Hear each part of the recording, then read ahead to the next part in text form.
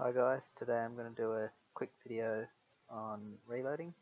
I'll be reloading a 7mm Remington Magnum case and I'll take you through the steps that I use to reload.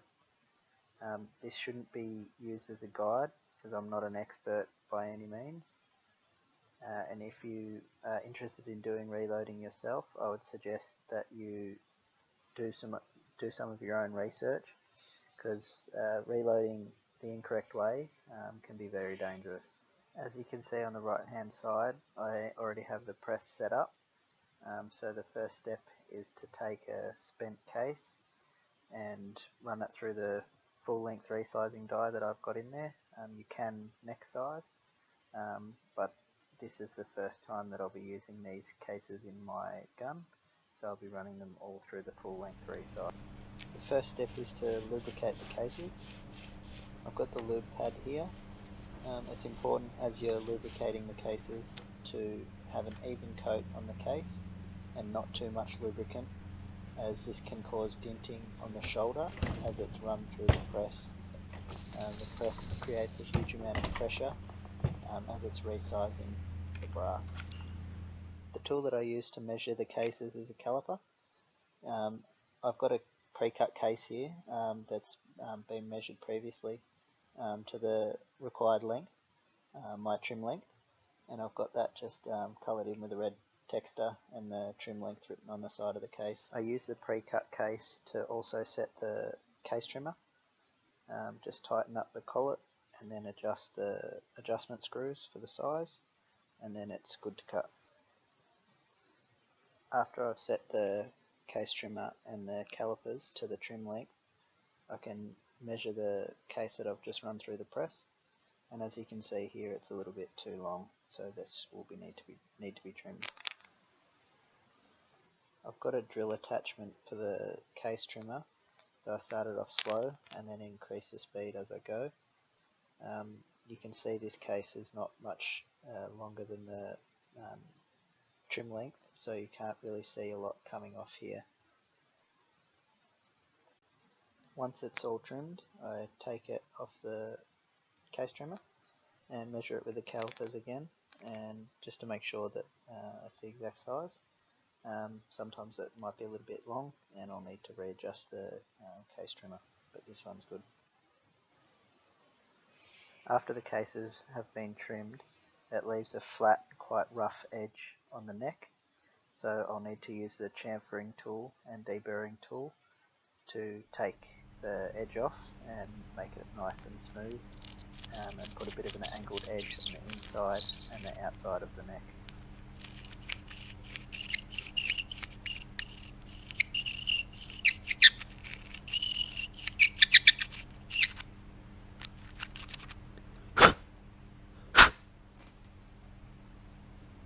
As you can see, after chamfering and deburring the neck, there's no more rough edge and it's nice and smooth.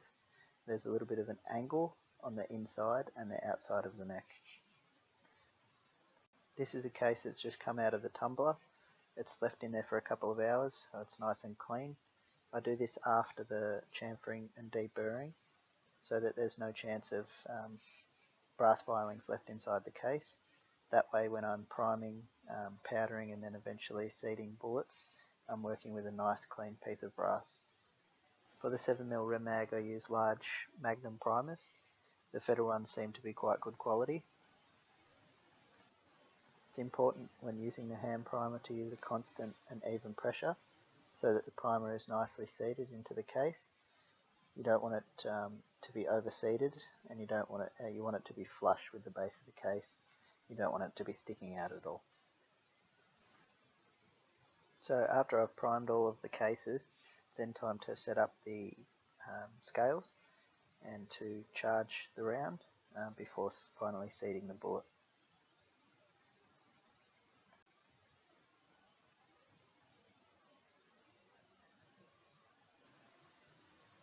The RCBS powder thrower is very accurate, and usually it will only take 1 or 2 pallets of powder from the powder trickler to get the scales to balance out and have the correct amount of powder for the load.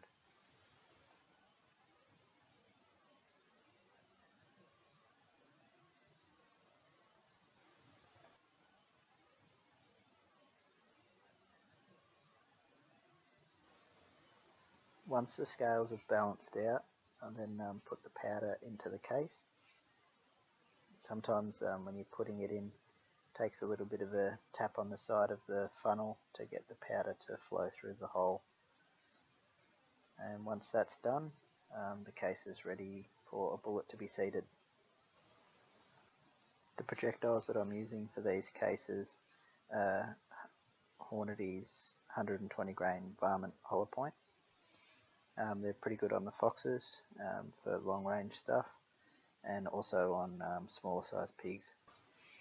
I just need to place the projectile into the little window and close the press, as I've already got the length set up and ready to go for this particular round. After the round comes off the press, I use the calipers to give them another measure, just to make sure that they're at the correct overall length, and make any changes to the seating die if I need to. And this one is the right length, so this one's good to go. So there are all the steps that I use to reload my ammo. Hope you've enjoyed the video, and thanks for watching.